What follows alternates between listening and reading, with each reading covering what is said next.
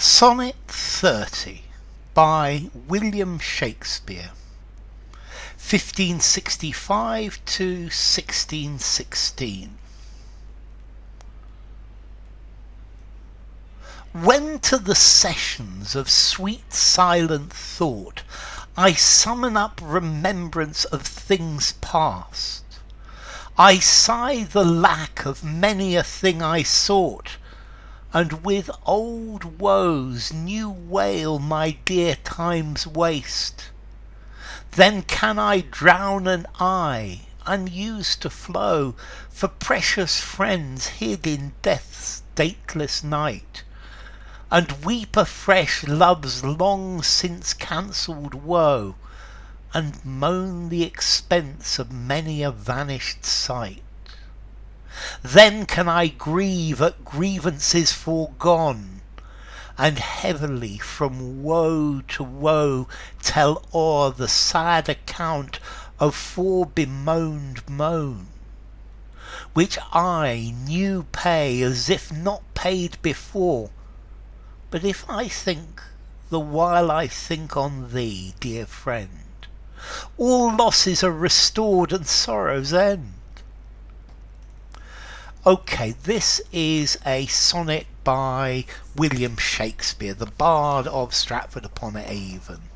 This poem is contemplative. He's thinking about the past. He's thinking about all of the sad things in the past. He's thinking about friends who've died. He's thinking about times when he wasn't successful. He's thinking about romances that didn't work out. And then he finally says, but then when I think of you, I feel happy again, because I forget all of these bad things in the past and I think of you, and that makes up for all of it. So let's look at it more carefully. When to the sessions of sweet silent thought I summon up remembrance of things past. So when I'm thinking about the past, when I'm summing up remembrance of the past, I'm thinking about sweet silent thought. I think this comes from the Wisdom of Solomon, from the Old Testament, and he's saying that he's thinking about things from the past. I sigh the lack of many a thing I sought. So I sigh, I'm sad because I didn't get many of the things that I sought, that I was looking for. And with old woes new wail my dear time's waste. And again I wail, I cry for, or I'm upset for old sad things, for wasting my time. I'm sad that I'm wasting my time, and I'm wasting my time thinking about old insults, old bad things that happened to me. So I'm thinking about the past, and I'm reflecting, and I'm contemplating. Then can I drown an eye, unused to flow, for precious friends hid in death's dateless night. And then while I'm thinking about the past, I start to cry. I drown an eye, which normally I don't cry about. I'm crying about the death of good friends who've been taken away by death, who's gone to has gone into the night of death. And weep afresh love's long since cancelled woe. And I can cry again about love affairs that didn't work out, and the sadness of love not being successful.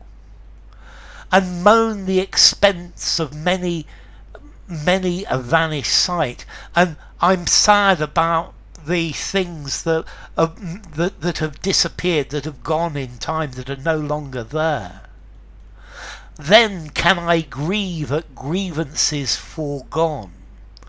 And then I grieve, I'm sad at grievances, things that made me angry in the past, which I had foregone. I'd forgotten about them. Yeah, I'd forgotten about these grievances, and now I'm sad about them again. I'm angry about them again. And heavily from woe to woe tell o'er the sad account of fore-bemoaned moan. And then I'm sad. I'm sad about the stories of things, or the things that happened to me before that made me unhappy before, that I moaned about before. Fore-bemoaned moan. Yeah, that I moaned about before, that I was unhappy about before, and now I'm moaning about those things again. I'm sad about them, which I knew pay as if not paid before. So I paid my penance. I did the grieving for these things. I was sad about them in the past, and now I'm sad about them again. But if the while I think on thee, dear friend, but if I think about you for a little while, my dear friend, all losses are restored. So all of these bad things that happened to me before, thinking about you makes up for them. And sorrows end, and all the sorrows about these bad things that happened to me in my life, these disappear. So he's saying that when he spends his time thinking about, or brooding about the bad things that have happened to him, and people who've died, and love affairs that haven't worked out, well, all he needs to do is to think about the fair youth, and there, all of those sorrows have gone. They're not important anymore.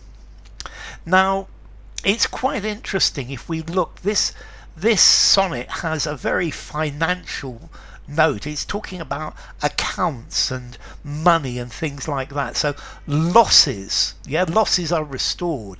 Pay as if not paid before. An account, pay the accounts. The expense of something. Precious. The date that something happened. This is something in accounts. Maybe the flow, the cash flow, a waste of money.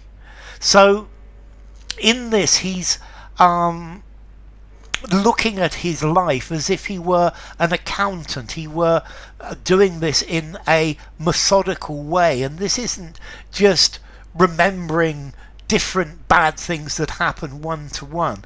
It's his mind being rational, and that he can't get over bad things that have happened to him in the past. But in this account, the pluses from knowing and being in love with the fair youth far outweigh anything on the negative side. So enough. If you enjoyed the video, give it a rating, subscribe to my channel, and I will see you soon. Bye for now. Sonnet 30 by William Shakespeare.